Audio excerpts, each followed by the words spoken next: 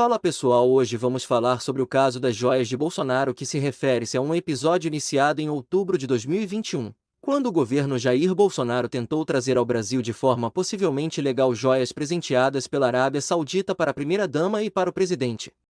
O caso foi exposto em 2023 pelo jornal O Estado de São Paulo, que levantou suspeitas sobre a legalidade do caso.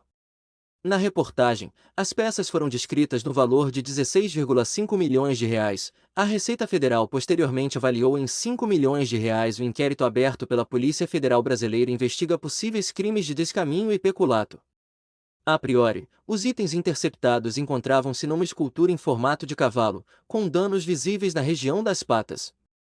Nele, encontrava-se um estojo, cujo conteúdo era colar, anel, relógio e um par de brincos de diamantes da marca suíça Chopard avaliados em 3 milhões de euros, o equivalente a 16,5 milhões de reais. Posteriormente, a imprensa relatou a existência de um segundo pacote, que apresentava itens masculinos, como relógio, abotoaduras, anel, caneta e umas barra.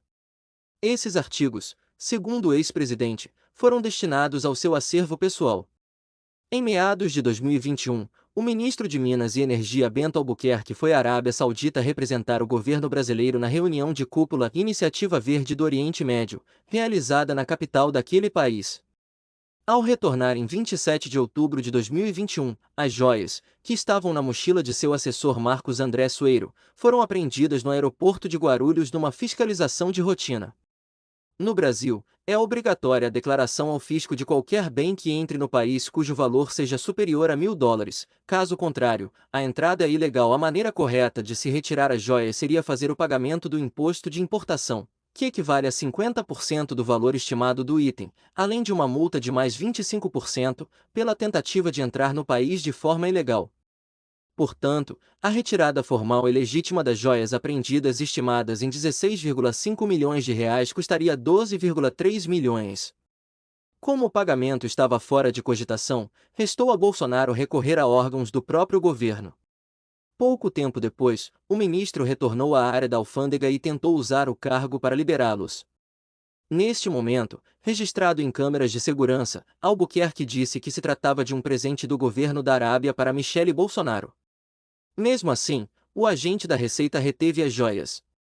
Logo depois de não conseguir retirar os itens na alfândega, o Ministério de Minas e Energia acionou, em 3 de novembro de 2021, o Ministério de Relações Exteriores. O Itamaraty reforçou a pressão sobre a Receita, pedindo providências necessárias para a liberação dos bens retidos, por meio de ofício. Também por meio de ofício, o Departamento da Receita responsável pela área negou novamente a liberação das peças e informou que o único procedimento a ser adotado seria o pagamento da multa e do imposto. Cerca de um mês após a interceptação das joias, o secretário da Receita Federal, chefe da autarquia, foi demitido pelo então ministro da Economia, Paulo Guedes. À época, até o comando da Receita entrou na força-tarefa para liberar as joias. Entretanto, os servidores do órgão, que têm estabilidade na função e são funcionários de Estado, resistiram às pressões e fizeram valer a lei.